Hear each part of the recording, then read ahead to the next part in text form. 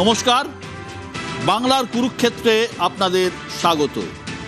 এবারের ভোট নানা দিক থেকে নজিরবিহীন এসআইআর, নজিরবিহীন নিরাপত্তা, গত বিধানসভা ভোটের চেয়ে প্রায় দ্বিগুণ বেশি নিরাপত্তা বাহিনী, কেন্দ্রীয় বাহিনী, নজিরবিহীন সব নির্দেশও দিয়েছে নির্বাচন কমিশন।